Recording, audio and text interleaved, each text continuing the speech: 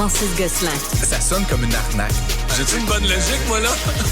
Mario Dumont. Dis pas que c'est pour faire plus d'argent. La rencontre, Gosselin, Dumont. Bonjour, Francis. Salut, Mario. Alors, tu nous parles aujourd'hui de ce coup d'éclat qui vient frapper l'industrie des médias au Canada, une entente avec Google. On parle de 100 millions de dollars dont on ignore toujours comment il va être distribué entre les médias. On ignore comment il va être distribué. Puis moi, Mario, je suis surpris, agréablement, je pense, mais ça me semble beaucoup d'argent. Mais le gouvernement canadien demandait 172. Oui, mais de Google ou de l'ensemble? De Google, mais je t'avoue que j'ai de la misère à comprendre un petit peu. Puis, encore une fois, je me réjouis, là, comme tout le monde, qu'il y ait de l'argent pour le journalisme au Canada. Mais 100 millions pour 40 millions de Canadiens, Mario, quand ils vont se retrouver à négocier la même chose avec M. Biden, où il y a 10 fois plus de population, ils vont mettre 1 milliard aux États-Unis, puis en France, 200 millions. Puis ultimement, si tu fais la tournée des pays, ça pourrait gréver sérieusement la profitabilité de Google à la fin de l'année. Donc, je trouve ça... généreux, je ne sais pas si c'est généreux, mais je trouve ça, que Google, encore une fois, ait pris cette décision-là, ça me semble particulier. Mais ils ont dû faire leur calcul ou je sais pas. Ouais, mais tu sais, ce qu'on a vu avec Facebook, par exemple, qui, eux, ont mis en activité, là, en œuvre un boycott total, il n'y a pas une fluctuation majeure de l'achalandage. Les gens s'en foutent. Ben, ils regardent des vidéos de chats, puis de motocross, puis de je sais pas quoi, là, mais tu sais, whatever rocks your boat, il n'y a plus que il n'y a plus la presse. Puis une pelletée de fausses nouvelles. Mais je veux dire, ils sont divertis par Facebook de la même façon. Ils vont ailleurs, puis tu sais, moi, j'ai évidemment plusieurs amis dans le grand domaine, on va dire, des médias, de la politique. On se met des captures d'écran de Journal de Montréal, de la presse, puis c'est là, on débat sur des captures d'écran. Plutôt que lire le texte. Puis entre nous, Mario, tu sais, tu connais un peu la blague, mais tu sais, la plupart des gens ne lisent que le titre. Je crois pas ça. Les gens lisent tout l'article. Oui, les 803 mots, là, oui, bien sûr, mais fait que, tu sais, ça change rien non plus au fond, tant de l'affaire. Évidemment, c'est beaucoup moins de trafic pour les médias eux-mêmes. Mais donc, encore une fois, c'est Par contre, les médias disent qu'il y a plus de trafic sur leur site. C'est-à-dire que les gens, malgré tout, vont ils viennent plus sur les applications. Moi, le premier, je vais tous les matins, le journal, la presse, le Devoir, le Canada, New York Times, Wall Street, tu sais, j'y vais sur les sites. Plutôt que de le ramasser via Facebook. Puis ce qui, évidemment, ça m'oblige un peu à scroller en bon français du haut en bas, alors que ce que j'aimais dans Facebook, c'était un peu cette idée que je pouvais suivre un Mario Dumont, puis il me mettait sa chronique. Puis des fois, j'ai quelques amis, tu sais, qui faisaient aussi leur revue de presse, qui me disaient cet article est intéressant. Maintenant, j'ai plus cette espèce de travail de curation, d'interaction, puis de dire moi aussi je l'ai lu, moi aussi je l'ai trouvé intéressant. Mais encore une fois, donc bonne nouvelle, c'est quand même j'ai du coup d'éclat comme tu l'as dit, parce que effectivement pour la ministre, c'est comme un gros c'est un peu un home run, tu sais, 170 millions fine là, mais si Google l'inverse, si Google rejoignait Meta dans un boycott, il perdait tout pouvoir de négociation. Puis la loi C-18 devenait une joke, là, un échec historique. Là. Alors que là, ça met quand même bien la pression sur Mark Zuckerberg et ses équipes de dire, là, Google, qui est l'autre acteur important dans cet univers-là, a fait un deal. C'est ce montant-là qui est utilisé un peu comme benchmark. À vous de faire votre repart maintenant. Puis après, est-ce que ça va être le même montant? Est-ce que ça va être modulé d'année en année? Puis moi, l'autre question que je me pose, Mario, c'est imaginons que Google, pour une raison ou une autre, ait une mauvaise année ou même 2 mauvais trimestres de suite. Est-ce qu'ils vont... c'est quoi les pénalités s'ils décidaient de se retirer de cette entente-là demain matin? Parce que, comme je le dis, j'ai pas le sentiment qu'ils en ont tant besoin pour continuer à vendre leur publicité. Là, mais le calcul qui avait été fait, là, puis c'est toujours, toujours risqué un peu là, comme calcul, mais c'était plusieurs centaines de millions que Google faisait juste avec les nouvelles au Canada. Oui, sûrement. Mais donc, ce qui donne 100 millions, c'est 100 millions sur des centaines de millions qui font... Mais tu comprends que 100 sur 700, c'est pas ce que Google est habitué à payer pour ses intrants, là, tu comprends? Non, moi, j'écris mon petit billet de blog, là, ils me payent pas une scène pour ça, tu sais.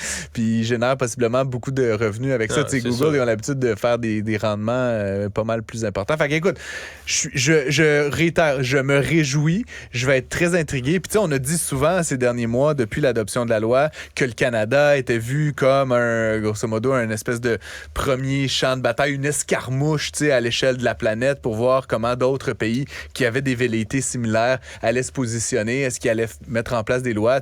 Comme je dis, je parle de la France, la Grande-Bretagne, l'Allemagne. Est-ce qu'ils vont donner suite? Ben là, c'est sûr que c'est appétissant pour ces gouvernements-là de dire, hey, on pourrait aller chercher comme je dis, en France, là, où il y a 2 fois la population canadienne, grosso modo, un 200-250 millions, ça se prend bien, là, pour l'industrie qui souffre depuis de nombreuses années. Donc, puis ça, c'est juste pour Google. Fait qu'imagine la même chose éventuellement du côté de Facebook. Puis il y aura d'autres acteurs qui vont nécessairement parce que là, il faut penser que ouais. les médias des autres pays vont citer l'exemple canadien dans les mois à venir là, pour mettre de la pression sur leurs ministres, sur leurs présidents, sur différents régimes politiques. Ouais, effectivement. Puis après ça, il reste à savoir comment ça pourrait être partagé, parce que si on utilise, par exemple, le critère du nombre de journalistes, ben là, c'est Radio-Canada qui va de loin qui va ramasser la plus grosse tranche au Canada.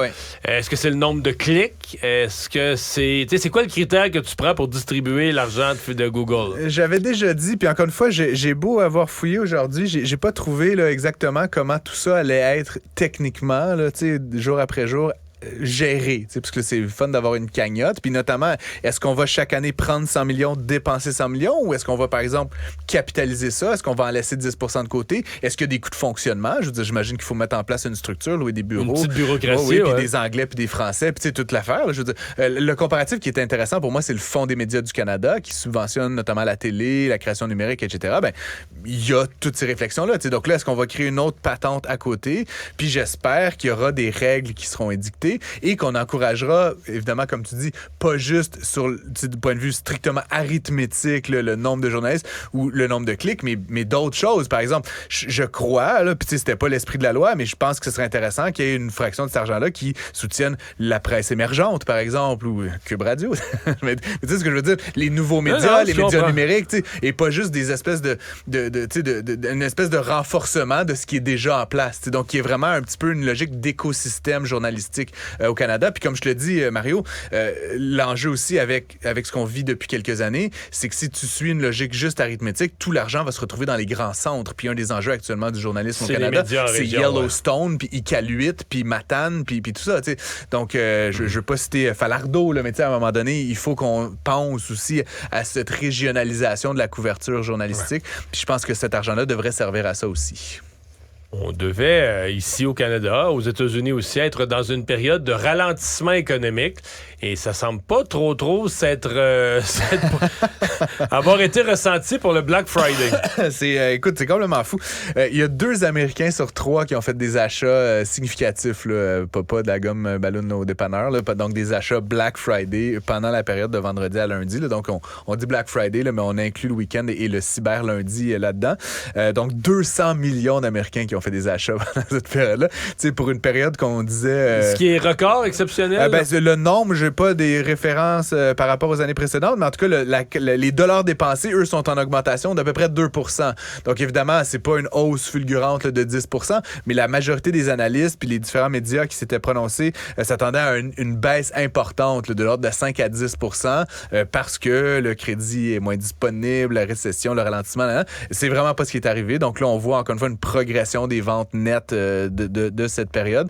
Est-ce que c'est parce que les gens ont concentré leurs dépenses, parce qu'ils veulent saisir des bonnes opportunités, parce que les temps sont durs? Peut-être. Faudra faire le bilan là, en début d'année prochaine. L'ensemble du temps des décembre, là, effectivement. Mais ça donne quand même le coup d'envoi. Puis historiquement, Mario, c'est comme le cinéma. Là, quand le premier week-end est bon, le film performe bien, là, grosso modo. Donc, il n'y a pas eu d'année particulièrement ces dernières années où tu as eu un très bon premier week-end puis un effondrement par la suite. Généralement, ça te donne le ton pour la période. Une des questions qu'on finit par se poser, c'est est-ce qu'il y a plus d'argent dans le système qu'on pense? Est-ce que les gens en ont plus que ce qu'ils disent? Ou est-ce que c'est du acheter maintenant, payer plus tard? Là? C'est tout ça. Puis on en parlait en off hier là, des trucs comme Affirm là, ou Sezzle. Mais toutes ces nouvelles firmes, mais ça, c'est vraiment du acheter maintenant, payer plus tard. Puis moi, Mario, qui encore une fois, j'ai pas de contraintes. Là, je compte pas mes scènes à toutes les fins du mois. Mais je trouve ça... Je suis une victime de ces systèmes-là, Mario. C'est terrible. Là. Tu me donnes le choix. Je me suis acheté un drone récemment. là. Je te parlerai de drone une autre fois, mais tu sais, je tripais le beau drone, un DJI 4 Pro, le patente. Mais tu sais, ça coûte quand même 1200$. Là. Puis là, on m'offre ça, payé en 5 paiements égaux de 228. Pourquoi pas? Pas d'intérêt. Franchement, l'économiste en moi, anytime. Puis ils te font pas de rabais si tu le payes d'un coup. Non. Fait que, tu sais, je veux dire, quel incitatif est-ce que j'ai à prendre mon capital que je peux mettre sur mon hypothèque, qui est d'ailleurs à 6% ces temps-ci, ou n'importe quelle autre dette que payer ma carte de crédit? Pourquoi je n'utiliserais pas ce capital-là pour rembourser des dettes si toi, tu me l'offres à 0%. Moi, 100% du temps, je vais prendre du 0%. Mais évidemment, Mario, ça fait que là, j'ai dépensé 1200 plus taxes là, pour cette patente-là. Mais tu le sens pas. Ben, je le sens pas. Puis la semaine prochaine, je vais faire quoi? M'acheter un autre cossin à 1500$. Mais là, à un moment donné, ça fait qu'à la fin du mois, moi qui, je te dis, je compte pas mes scènes, mais à la fin du mois, c'est la somme de ces 200$-là, quand ça va faire 1000$ par mois de cossins qui passent dans mon compte aléatoirement. Là, je vais commencer à le sentir. Fait que c'est ça, évidemment, ça incite à devancer des patterns de consommation plus rapidement. On le sent pas 100$ à la fois ou 50$ à la fois, mais la somme de ces petits endettements-là. Puis, il faut pas oublier éventuellement, Mario, que si on fait défaut, ben, ça va s'inscrire sur le dossier de crédit, puis ça peut rendre le crédit plus difficile par la suite. Donc, il faut faire quand même attention avec ça. Mais je suis un grand enthousiasme quand même, comme je te dis, dans ma vie personnelle. Puis, d'ailleurs, on en a aussi parlé brièvement, mais ces compagnies-là, Affirm, Sezzle, il y en a plusieurs autres, je leur promets un avenir radieux. Tu as vu déjà depuis le début de l'année, le prix de l'action d'Affirm a comme, je pense, doublé ou enfin augmenté de 50%. Là, je me rappelle plus, mais tu sais, c'est vraiment une action là, qui va très, très comme bien. un nouveau... Avant ça, il y avait un petit peu des cartes de crédit qui faisaient, mais là, c'est vraiment des compagnies qui font du crédit organisé comme ça. T'achètes tout de suite, puis...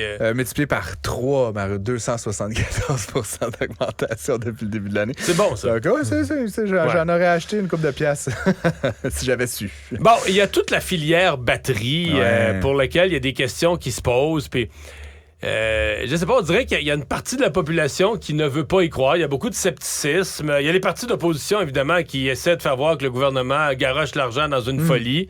Là, cette semaine, on pose la question au président d'Investissement à Québec, est-ce qu'il y a un risque? Ben là, il y a un risque. Ben oui, il y a un risque, c'est sûr. Là, je voyais les gens qui interprétaient ça. Même le président d'Investissement à Québec, il dit qu'il y a un risque. Tu demandes à un banquier s'il y a un risque, il y a toujours un risque. Tu comprends? Je veux dire, c'est un peu le name of the game. N'importe quel investissement, n'importe quel placement a un risque. Est-ce que c'est un grand risque, un petit risque, un moyen risque? Calculé. C'est un risque calculé. Puis je voulais quand même un peu apporter un bémol là-dessus, Mario, parce que là, je lisais un article dans le journal tantôt. Bon, le PDG de Nordvolt, Cerruti, était en allocation à la Chambre de commerce du Montréal métropolitain.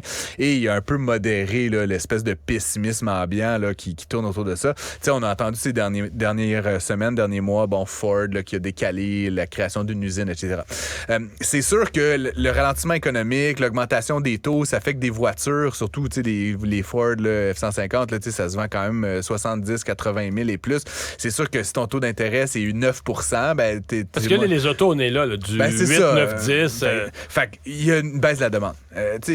Est-ce que c'est la fin de l'auto électrique, comme certains pensent le croire? Je veux dire, il y a plusieurs affaires là-dedans, Mario. Tesla, il y a 10 ans, était le seul acteur sur le marché. Maintenant, tous les acteurs sont sur le marché avec des hybrides branchables, avec des nouveaux modèles. Les Allemands sont là-dedans, les Américains, même les Japonais qui ont tardé. Les Chinois. Les Chinois. Fait que, l'enjeu de Ford puis de cette usine-là qui prend du retard, Mario, c'est qu'il y a plus de véhicules électriques qu'il n'y en a jamais eu. Puis, les chiffres qui sont sortis ces derniers jours, là, il y a une augmentation fulgurante du nombre de véhicules électriques qui se vendent aux États-Unis, au Canada, dans le monde. Je veux dire, c'est quelque chose de l'ordre de 25-30% d'augmentation année sur année. Puis ça va continuer comme ça. Fait que de poser la question à Nordvolt, est-ce qu'il va y avoir de la demande pour votre truc?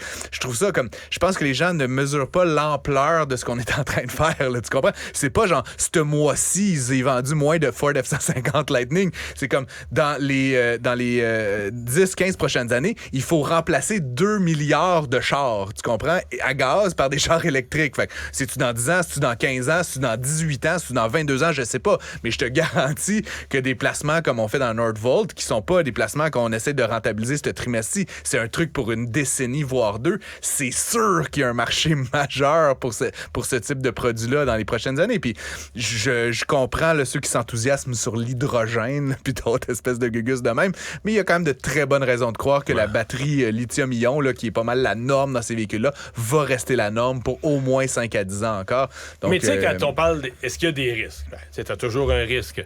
Tu as un risque d'entreprise. Ça se pourrait que Nordvolt soit moins bonne qu'on pense. Il arrive des bad luck à Nordvolt. Après, tu as un risque technologique. Comme tu viens de dire, est-ce que ça se peut que dans l'hydrogène, des chercheurs américains vont faire une trouvaille qui va faire qu'en 2035, 40, tout le marché du véhicule bascule, puis on n'aura pas rentabilisé pleinement. Ouais. Il y a plein de risques comme ça. Mais tu sais, ce matin, j'en parlais à LCN. Puis quand Robert Bourassa a construit la baie James, là, il faut relire ce qui se disait à l'époque. Là. Le monde trouvait ça risqué fou. Là. Oui, ben c'est ça, exactement. Puis, on allait construire à l'autre bout du monde des barrages, ça allait prendre des lignes de transmission pour amener l'électricité jusqu'à Montréal.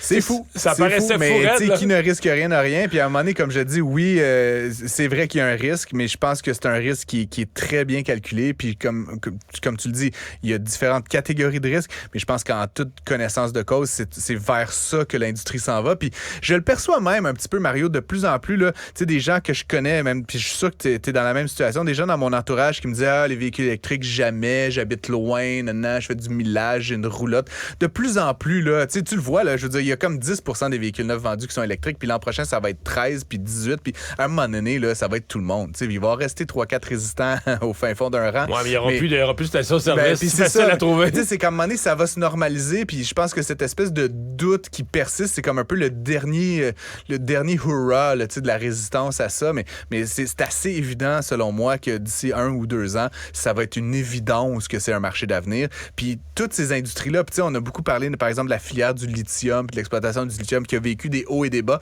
C'est un marché qui est en train de se placer. C'est très immature. Il y a évidemment beaucoup d'amplitude. Y a-tu de la demande? C'est-tu le bon produit? C'est-tu la bonne place? Mais maintenant, la technologie, elle s'est pas mal concentrée. Je veux dire, Tesla, ils sortent plus d'1 million de véhicules par année maintenant. Je veux dire, je pense pas qu'ils vont complètement shifter de technologie en 24 heures. Fait qu'à un moment donné, eux, leur planification des 5 à 10 prochaines années, c'est de faire ces autos-là avec des batteries comme Nordvolt produit. Je vois pas que ça va s'effondrer soudainement, puis qu'on va se retrouver avec un grand éléphant blanc là, qui sert absolument à rien. Le plus décourageant, c'est quand on attend des gens qui comparent. Tu sais, on devrait pas mener l'argent à Nordvolt, on devrait le donner pour nos écoles. Puis là, c'est la même. Non, mais c'est la même affaire qu'une famille qui dirait on devrait pas mettre de l'argent dans son REER. On devrait payer l'épicerie, mais c'est parce que c'est deux affaires. Oui, ben oui. Il faut que tu payes tes dépenses courantes et mettre pour de l'argent vivre. Dans un REER. Puis il faut aussi que tu investisses pour l'avenir. Exact. Et mettre de l'argent dans Nordvolt, c'est pas une dépense. On n'a pas besoin de Nordvolt, comme on a besoin d'écoles et d'hôpitaux. On investit dans Nordvolt parce qu'on pense qu'on va faire beaucoup d'argent avec ça dans l'avenir. Je serais intrigué de faire le test, qu'on mette 100% des revenus de l'État en éducation et en santé, voir comme qu'est-ce que ça ferait, mais ça ferait mal à court terme. Peut-être qu'à long terme, on deviendrait les plus riches du monde. Ça n'a jamais été fait. Ça n'a jamais été essayé. On devrait s'acheter une petite île à quelque part. Là. Essayez ça. Inviter la fille de Québec solidaire, le patriarcat. Merci Francis. Bye bye. Écoutez Francis.